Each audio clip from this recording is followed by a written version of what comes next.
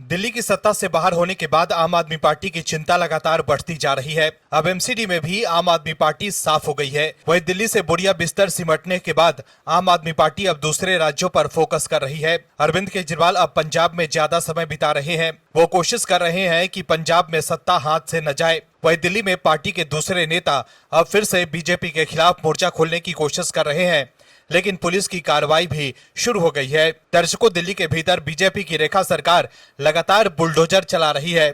उन इलाकों में जहां दिल्ली के भीतर अपराध पनप रहा था, दिल्ली की रेखा गुप्ता सरकार ने पहले ही साफ कर दिया था कि दिल्ली भी बाकी बीजेपी राज्यों की तरह अपराध मुक्त हो जाएगा। दिल्ली की रेखा सरकार सिर्फ झुग्गी बस्ती को इसलिए नहीं हटा रही है कि उन्हें गरीबों से कोई लेना देना नहीं है, बल्कि झुग्गी बस्ती से लोगों को निकालकर पक्के मकानों में भेजा जा रहा है। दर्शकों, लेकिन ये बात आम आदमी पार्टी को समझ नहीं आ रही है और वो राजनीति चमकाने की कोशिश कर रही है, लेकिन उन्हें लेने के देने पर जा रहे हैं।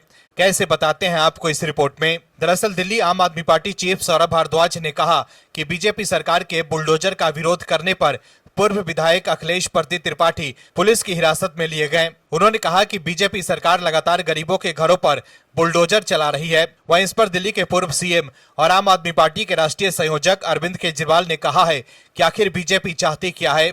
क्या दिल्ली की सभी झुग्गियां तोड़ना चाहती है? तो फिर मोदी जी ने चुनाव के वक्त झूठ बोला था, जहां झुग्गी वहां मकान। वहीं आम आदमी पार्टी के सांसद संजय सिंह ने कहा है कि यूपी बिहार पूर्वांचल के लोगों के साथ दिल्ली में दुश्मन देश के नागरिकों की तरह व्यवहार किया जा रहा है। उनके घरों और दुकानों पर बीजेपी का बुलडोजर चल रहा है। विरोध करने पर पूर्वांचल प्रकोष्ठ के अध्यक्ष अखिलेश प्रदीप त्रिपाठी को गिरफ्तार कर लिया। सब याद रखा जाएगा। वहीं आम आदमी पार्टी ने एक्स हैंडल पर पोस्ट किया है कि जो गरीबों के साथ खड़ा होगा बीजेपी सरकार में वो जेल जाएगा। तानाशाह भाजपा सरकार ने हमारे पूर्व विधायक अखिलेश प्रदीप त्रिपाठी को सिर्फ इसलिए हिरासत में ले लिया क्योंकि उन्होंने गरीबों के घर तोड़ने बीजेपी सरकार के बुलडोजर राज का विरोध किया। गरीबों की झुग्गियां तोड़कर अपने लिए महामहल बनाने में लगी मुख्यमंत्री रेखा गुप्ता को शर्म आनी चाहिए। वहीं आम आदमी पार्टी के नेता अनुराग डांडा ने कहा है कि क्या बीजेपी का बुलडोजर दिल्ली से गरीबों को उजाड़ कर ही दम लेगा? आम आदमी पार्टी के नेता ही गरीबों के लिए संघर्ष कर रहे हैं। दर्शकों, बीजेपी की दिल्ली सरकार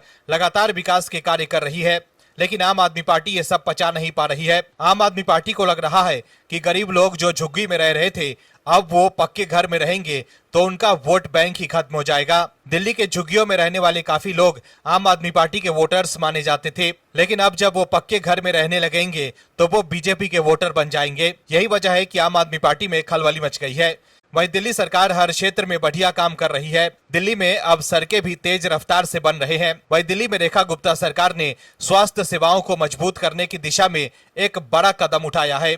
अलग अलग क्षेत्रों में कुल 33 आयुष्मान आरोग्य मंदिरों का उद्घाटन किया गया है। ये 33 आयुष्मान मंदिर राजधानी दिल्ली की पुरानी डिस्पेंसरी या सरकार की खाली पड़ी इमारतों को मॉडिफाई कर तैयार किया गया है और इन्हें आधुनिक सुविधाओं से लैस करके एक आधुनिक प्राथमिकी स्वास्थ्य केंद्र के रूप में बदला गया है।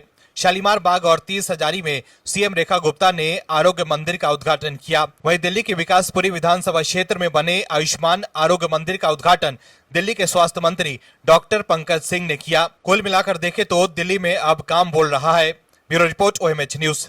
आप दर्शकों से विनम्र निवेदन है कि चैनल को सब्सक्राइब जरूर करें